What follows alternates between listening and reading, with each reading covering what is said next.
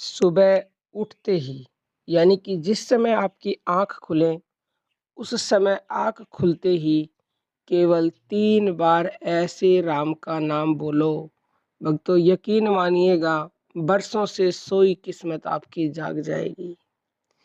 किस तरह से नाम बोलना है भगवान का, राम का, वो हम आपको बताएंगे, अंत तक बने रहिएगा। भक्तों इस घोर कलयुग में इंसान सब कुछ याद रखता है, लेकिन वो भगवान को ही भूल जाता है। क्योंकि जिस भगवान ने हमें ये मनुष्य तन दिया है, हमें सब कुछ दिया है, उसी की वजह से हमें सब कुछ मिला है।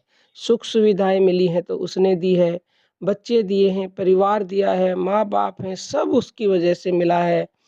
तो हम उसको ही भूल जाते हैं, कितनी बड़ी हम मूर्खता करते हैं। तो भक्तों हमारा ये कहना है कि आप हमारा क्या, सभी संतों ने कहा है कि हरि को कभी भी नहीं भूलना चाहिए, चाहे कुछ भी हो जाए, कुछ भी मतलब चाहे मौत भी अगर सामने खड़ी हो तो भी हमें भगवान को नहीं भूलना चाहिए। तो चाहे आपके पास कितना ही कम समय हो, कितने ही आप बिजी हो, लेकिन प्रातःकाल उठते ही एक बार भगवान को आपको ज़रूर याद करना है। कुछ नहीं करना, आपको बेड से उठना भी नहीं है, आप लेटे लेटे भी कर सकते हैं ये काम। सुबह जैसे ही आपकी आँख खुले, आँख खुलते ही आपको लेटे लेटे ही सबसे पहले भगवान से जुड़ना है।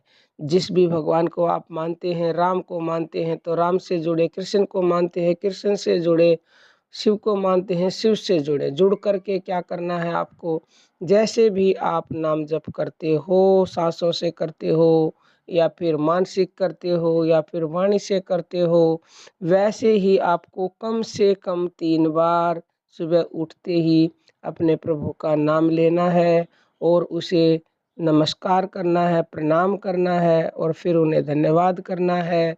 तो भक्तों कम से कम 3 बार, या फिर ज़्यादा करना चाहें 7 बार, 21 बार, 5 मिनट, 10 मिनट, आधा घंटा, जितनी आपकी कैपेसिटी है, जितना आप कर सकते हैं।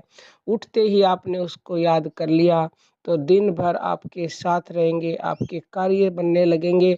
और जब आपके कार्य बनने लगेंगे तो किस्मत तो अपने आप ही जाग जाएगी। क्योंकि भक्तों आपने सुबह सुबह उस परम सत्ता को याद कर लिया जिसकी वजह से ये पूरा संसार बना हुआ है, अनंत कोटि ब्रह्मांड बने हुए हैं। तो आपको निश्चित ही हर कार्य में सफलता मिलेगी। तो आपको लेकिन ध्यान रखना है कि ये काम निरंतरता से करना है। चाहे आप सुबह 3 बार ही भगवान नाम को बोले, लेकिन निरंतरता बहुत बड़ी बात है। अगर आपने एक दिन 1 घंटा कर लिया, अगले दिन नहीं किया, तो फिर क्या फल मिलेगा? क्योंकि निरंतरता के बिना लाभ मिल नहीं सकता।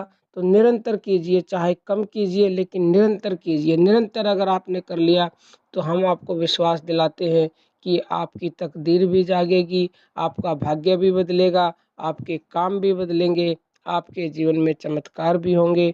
बाकी भक्तों अर्जी हमारी है और मर्जी आपकी है। अब हम अपनी वाणी को विराम देते हैं। जय श्री राम भक्तों।